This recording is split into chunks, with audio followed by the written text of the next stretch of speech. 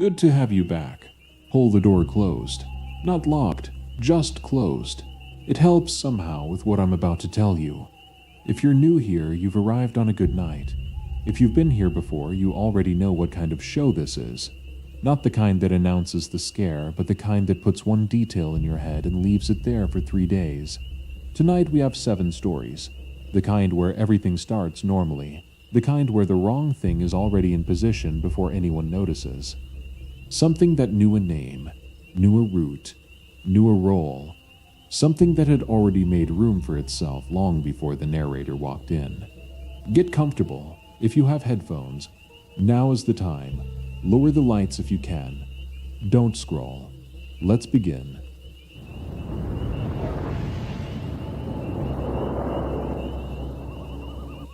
The second time I met my neighbor. This happened when I was 31, the year I moved to the Nerima ward in the northwest of Tokyo. I was a technical translator working for an architectural firm downtown. My hours were irregular. Sometimes I left at 7 in the morning, sometimes not until almost noon. I mention this because the timing matters for everything that follows. The apartment building I moved into was a modest 6-floor block, the kind you find all over that part of the city. Clean, quiet, self-contained. A recycling schedule posted in the lobby. Mailboxes that actually worked. I liked it from the first week. I'm not generally a social person, but I made a point of acknowledging my neighbors when I saw them, a habit I'd picked up from a previous building where I hadn't done that and had regretted it. The neighbor directly across the hall from me was a man I'll call Tanaka-san. I never learned his first name. He was in his late 50s. I guessed. He worked what seemed like a very early shift. I'd hear his door close around 5:30 in the morning sometimes. Those nights when I'd been up late, finishing a project. On the weekends, he gardened. The building had a narrow strip of shared land behind it, divided by painted rocks into informal plots. His was the tidiest. He grew green onions and something leafy I never identified. We had a standard neighbor relationship. Brief bows in the corridor. Once he mentioned there was a good ramen shop 2 streets over. I thanked him. That was the nature of it, and I was satisfied with that. I want to be precise about when things started. It was a Tuesday in late October.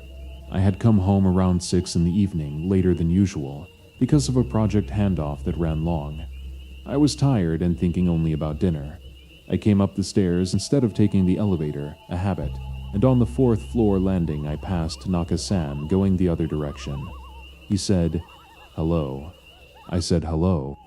He was wearing his outdoor jacket, the beige one with the collar that buttoned high. He was heading down. I went to my door, heard him continue below, and thought nothing of it. I went inside, ate, fell asleep on the sofa, and woke at around 9 p.m. Then I heard Tanaka-san's door, not close and leave, just open, then close, then silence. I thought he must have come back up while I was asleep. I assumed the elevator. I thought nothing of it. But over the next 2 weeks it happened 3 more times. Not the door specifically, the pattern. I would pass Tanaka-san going down in the early evening, and then later at night I'd hear him return. A completely normal pattern. I wasn't tracking it consciously. My brain simply filed it as regular. The way you file a neighbor's habits when you share a floor. The 3rd week of November I came home at a different time, a Thursday. A project had wrapped early, and I was back by 4 in the afternoon. I was in the kitchen when I heard Tanaka-san's door open, then close, then steps in the corridor moving toward the elevator. I thought nothing of it. I made tea. 20 minutes later my doorbell rang. I opened it. Tanaka-san was standing in the corridor. He bowed. He said there was a maintenance notice, something about the hot water shut-off on Saturday morning. He said the building manager had asked him to pass the word. I thanked him. He bowed again and left. I went back to my tea. Then I stopped. I had heard his door close 20 minutes ago. I had heard him go to the elevator. Now he was here, coming from the elevator side. I told myself he'd run a quick errand and come right back up. He lived on this floor, he could come and go. But the thing I kept returning to over the next few days was not the timing.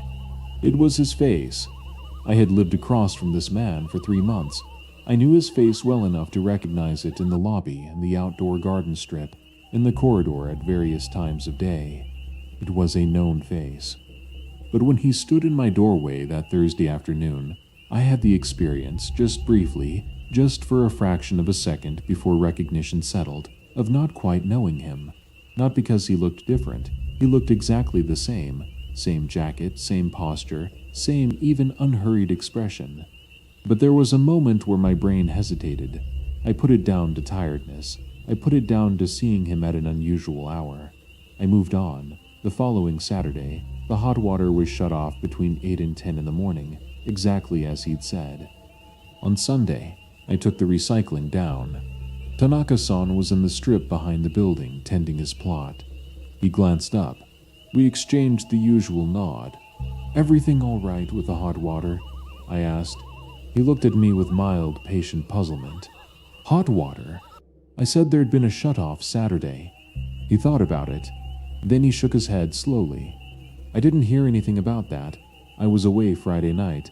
I came back this morning. I did not say anything else. I finished with the recycling. I went upstairs." I stood in my hallway for some time. He had been away. He had come back Sunday morning.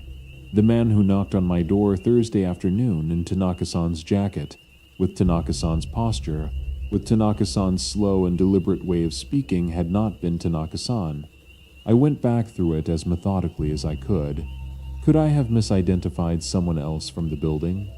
There were other men of similar age, but they lived on different floors and none of them had ever spoken to me. Could Tanaka-san have misremembered his schedule? Was he covering something up for reasons I couldn't see? People do strange things for ordinary reasons, but I kept going back to that moment in the doorway.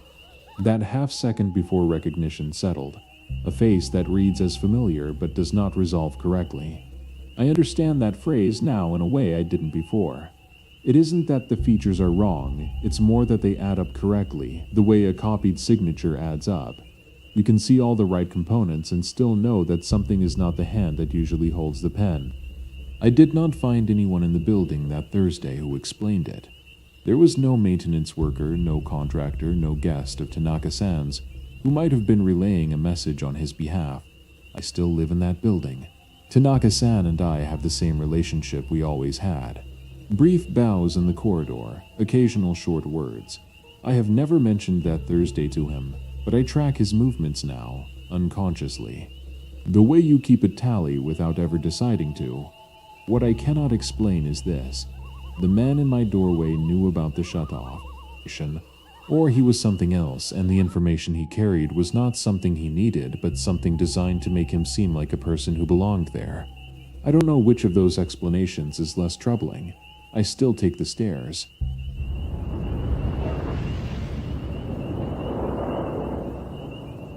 I wrote into an official report, initialed and filed it as not a misremembering.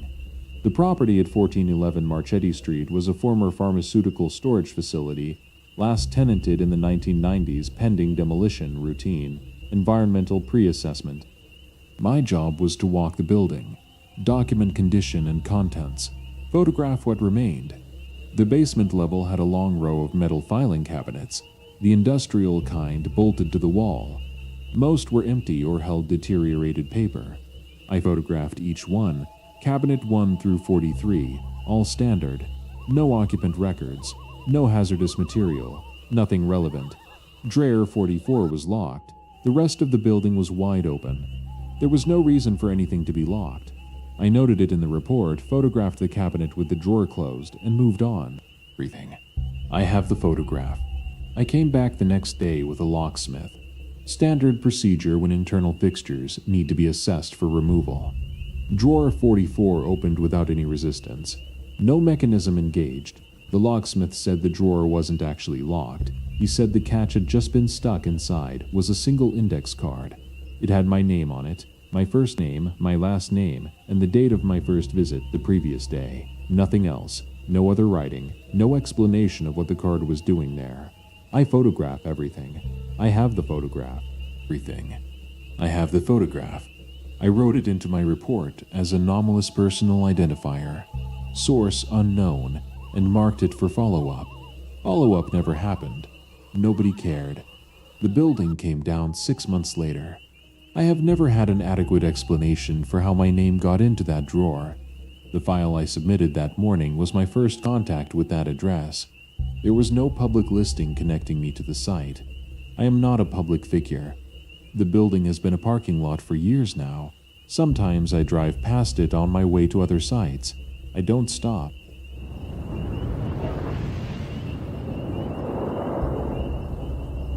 What? They nail above the door. I want to say up front that this is not my story. It happened to my uncle Bogdan, who was not a man who told stories for effect. He was a retired surveyor from a small village in the Lublin region of eastern Poland. He had worked with instruments his entire life. He measured things, that is important context. This would have been the early 1990s after the system changed and before the roads had caught up with anything. He was doing a survey job near a village I will call Kladnice, not its real name, but in the right area. He was working with a younger assistant, a man fresh from technical school. They were staying in a farmhouse on the edge of the village, rented for the week. The farmhouse was old, the kind of old that felt structural, not decorative, the kind that comes from being in one family for several generations without anything being replaced until it absolutely could not hold any longer. The widow who owned it, a woman in her 70s, lived in the back half of the house.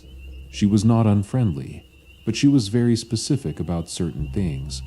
The first evening, before she showed them the room, she walked to the front door of the building and checked the iron nail driven above the frame. Just checked it, looked at it, pressed it once with her thumb, moved on. She didn't explain. My uncle's assistant asked what it was for. She said it was something they did in that part of the country. She said it was something that had to be there. She did not seem embarrassed by the question, only slightly impatient with it, the way you would be impatient if someone asked why you checked that the door was locked. My uncle filed it away. He was a practical man. He decided it was a regional custom he did not know. 3 days into the survey, the nail fell out. Not dramatically. My uncle was at the table with his papers and heard a small sound, one light object dropping onto a wooden floor. He went to look. The nail was on the mat inside the front door.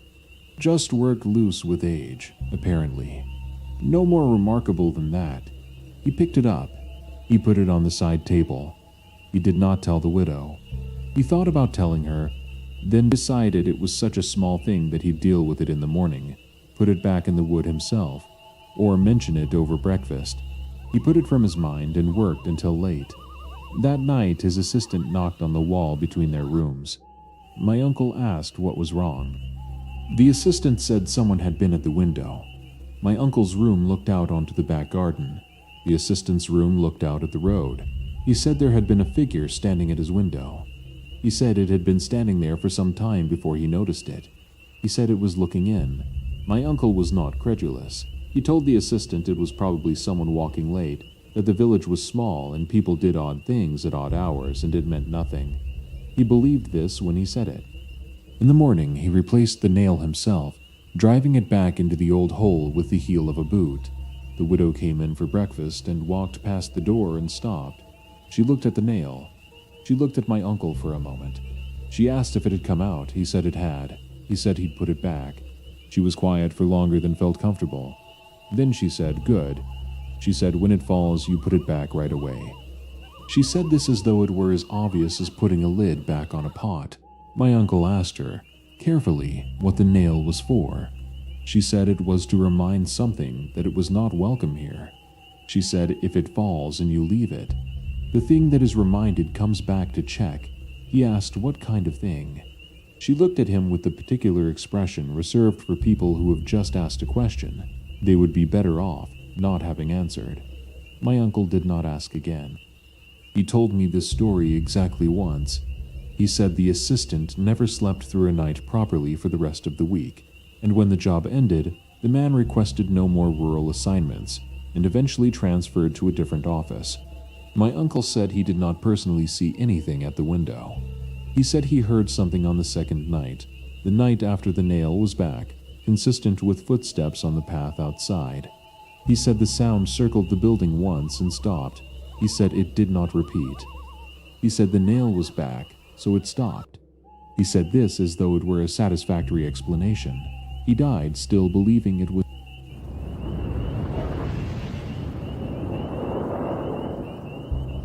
The floor that was not there. I was 22, doing an internship at a marketing company in Seoul. I lived in a high-rise in the Mapo district, 32 floors. I was on the 18th floor, and that was all I really needed to know about the building. The elevator buttons went B2, B1, 1 through 12, skip 13, 14 through 32, standard, 13 absent. I'd been told it's common in a lot of Korean buildings. One night I came home late from a work dinner. Tired, I pressed 18. The elevator went up. It stopped before my floor. The doors opened. The hallway was wrong. A hallway, fluorescent lights, gray floor, numbered doors. Everything normal in the basic sense. But the number on the wall panel at the end said 13. I did not get out. I pressed 18 again. The doors closed. The elevator went up one floor. The doors opened on my floor. The wall panel said 18. I went inside and called a friend. She said I was tired. I'd pushed the wrong button. Someone else had called for 13 and I'd been confused. I agreed with her because it was a very easy explanation and I wanted one. But I had watched the button panel the whole time. The elevator moved. Nothing else was lit. The next morning I looked at the buttons again. B2 through 32 with 13 absent. Exactly as they had always been. I told the building manager that evening. He looked at the panel. He said there was no 13 in this building. He said it like a fact, flat and unremarkable. I asked if there was a physical floor present, but simply not marked. He said no. I used the stairs for the rest of my internship. 18 floors down and up every day. I did not mind. I still sometimes think about the numbered doors I saw in that hallway. Whether they were occupied, whether whoever was behind them knew their floor was not supposed to exist.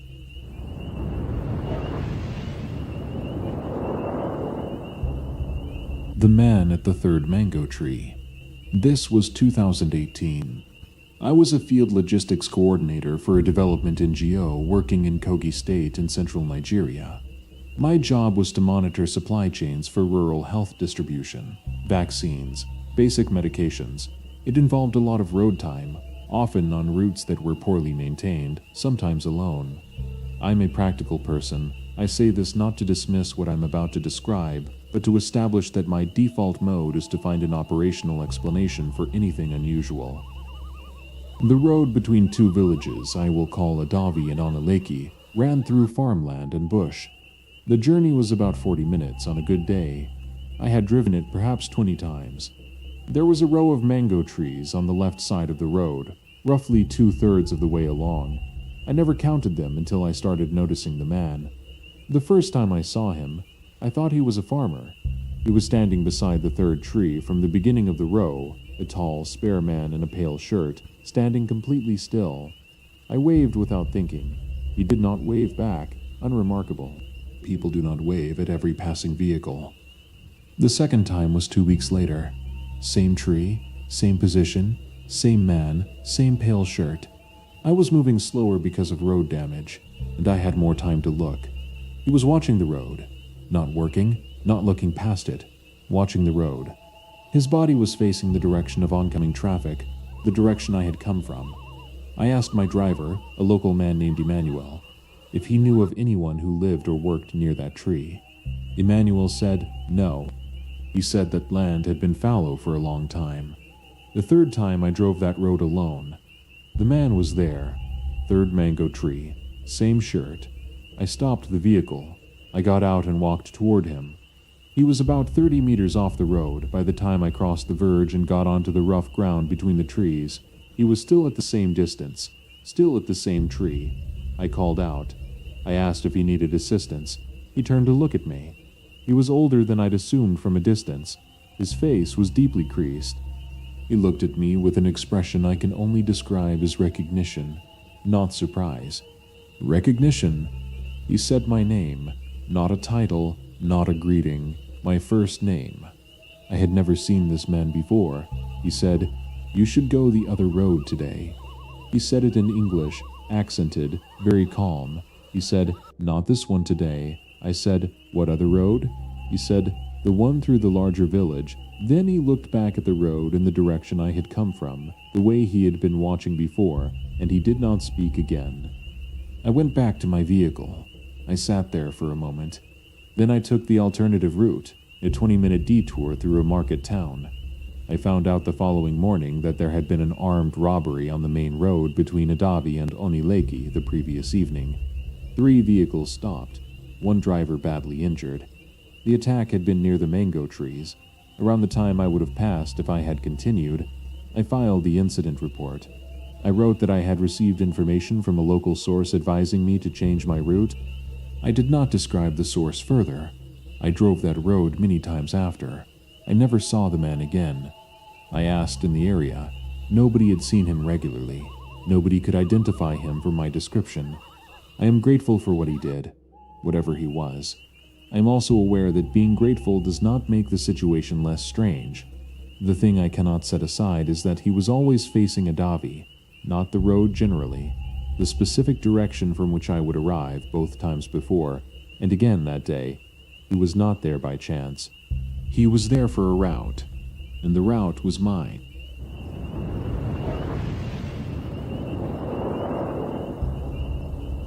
Rule 12 at the outpost. I worked for a remote monitoring company for 4 seasons.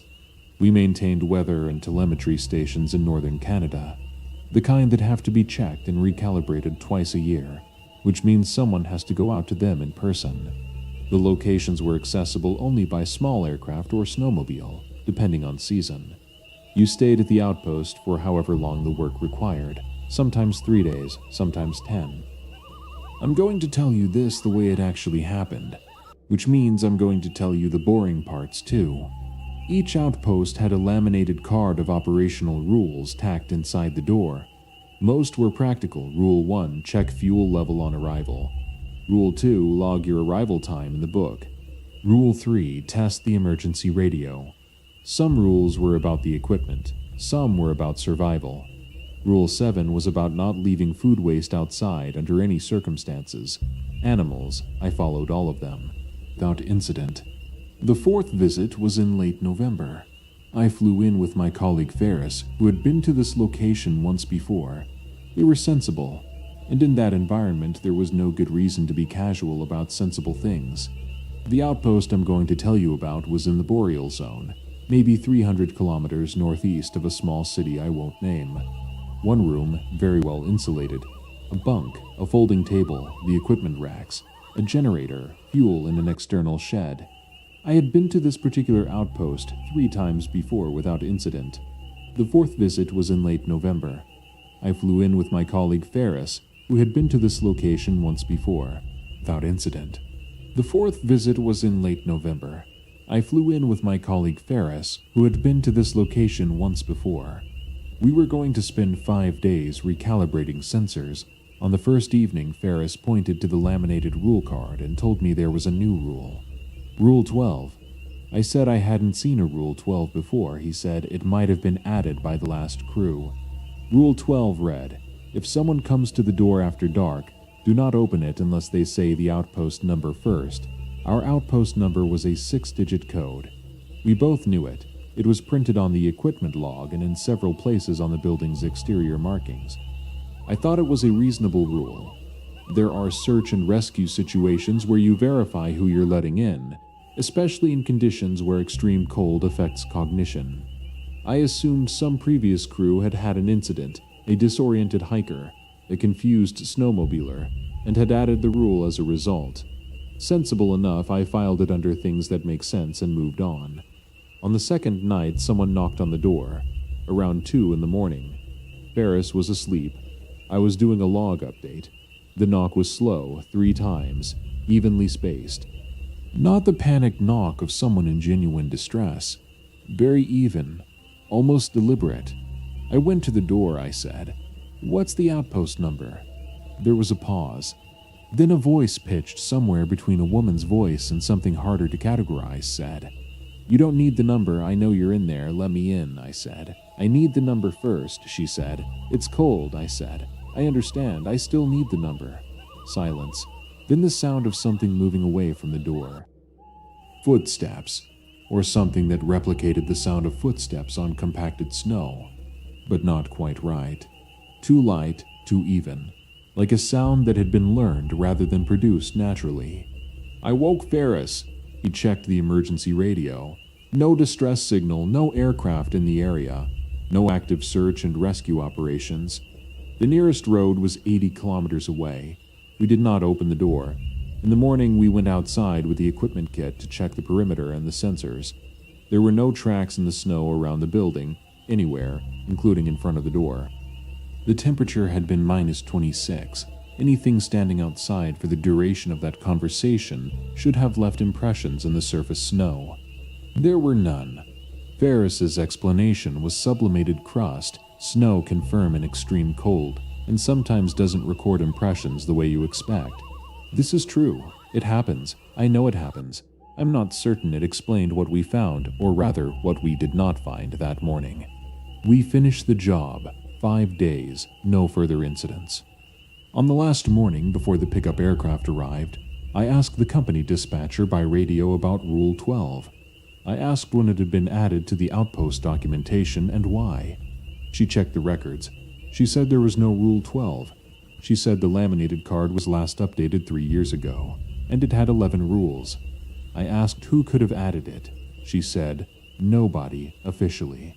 She said if a contractor or a crew from another company had been in the building, they might have added something informally, but she said it would be unusual. She said the building is only accessed by authorized personnel. After we got back, I went through my own photograph archive. I had a photograph of the rule card from my previous visit to that outpost, 14 months earlier. I found it that same evening. 11 rules. Rule 12 was not there between my third and fourth visits. Someone had been inside that building. They had found the laminated card. They had either replaced it or added to it.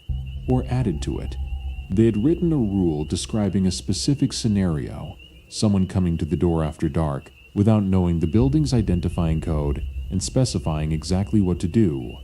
On our second night, something came to that door, something that did not know the outpost number, did not leave tracks in the snow, did not arrive by any identifiable means, and asked us in an even and unhurried voice to set aside the one rule that would have made us open up. I transferred to a different sector.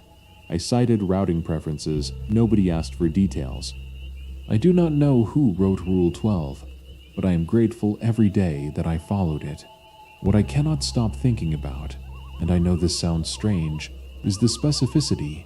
Not be careful at night, not stay alert.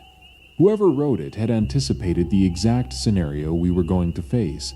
The knock, the voice, the appeal to cold and human sympathy, the refusal to provide the code. Someone had been in that outpost before us and had encountered the same thing, and they had left us the only useful thing they could.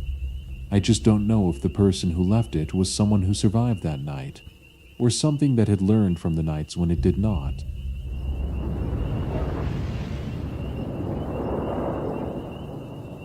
Who called the meeting? I need to correct something I said to my manager 3 years ago, and this is the only way I can do it without sounding like I have lost my mind. I am a school administrator in a small city in the state of Veracruz in Mexico. I have been at the same institution for 9 years. I know every member of staff by name. I know their schedules, their moods, which ones arrive early and which ones have to be reminded about paperwork. In March of that year, I received a request via our internal system to schedule an emergency parents meeting. The request was logged under the name of a teacher I'll call Sra. Morales, who handled 5th grade. The meeting concerned a complaint from several families about a student's behavior. Standard procedure. I scheduled the meeting. I confirmed it with the 6 parents who responded. I prepared the room. I informed Sra. Morales. Sra. Morales told me she had not submitted that request. She said this matter-of-factly, not accusatory. She had no open complaints, no issue with any student, no reason to call a meeting. She showed me her scheduling notes from that week. Nothing about a meeting. I checked the system. The request was logged under her staff ID at 7:43 on a Monday morning. Sarah Mirella's confirmed entry time for that Monday per the gate log was 8:15. The request had been submitted 32 minutes before she arrived at the building. I told her it must be a system error. She agreed with me, which I realized later was very gracious, because I don't think either of us actually believed that. I canceled the meeting and called each parent individually to apologize for the confusion. 2 of them told me they had already spoken to a staff member who had confirmed the meeting details in person. I asked which staff member. Both parents described a woman, middle-aged, short, professional. Neither could give me a name. Both said she had approached them at the school gate in the week prior and verified they would be attending. Sarah Mireles was middle-aged and short. So were 4 or 5 other members of staff. I asked all of them. None of them had spoken to any parent about this meeting because none of them had known the meeting existed. Here's the detail I have not been able to explain. The 6 parents who had responded to that meeting. I know those families. Their children were, at that time, in the process of being quietly flagged by the school for behavioral concerns, not yet formal, not yet documented, but on the radar of several teachers. No explanation. The credentials had been used from inside the school network, which required physical presence in the building or connection through the school's VPN, which only active staff accounts could access. The meeting, had it happened, would have been the appropriate next step. Whoever submitted that request under Sarah Mireles' credentials from outside the building, 32 minutes before she arrived, knew which parents to invite. I reported the system anomaly to our IT coordinator. He found no breach, no unauthorized access, no explanation. The credentials had been used from inside the school network, which required physical presence in the building or connection through the school's VPN, which only active staff accounts could access. No explanation. The credentials had been used from inside the school network, which required physical presence in the building or connection through the school's VPN, which only active staff accounts could access. My manager was told there had been a scheduling error, and I agreed with that characterization because I did not have a better one. What I have thought about since is the woman the parents described at the gate. The woman who had been confirming the meeting in person, in the days before the formal invitation even went out. She was not following a process that had already been set in motion. She was building one. I think about what would have happened if I had not checked the timestamp. If I had assumed Sarah Mireles had simply forgotten she had submitted the request. If 6 families had sat down in that room and someone or something operating as someone had walked in to run a meeting about children. I don't know what that meeting would have been for. I don't think it would have been for the children's benefit.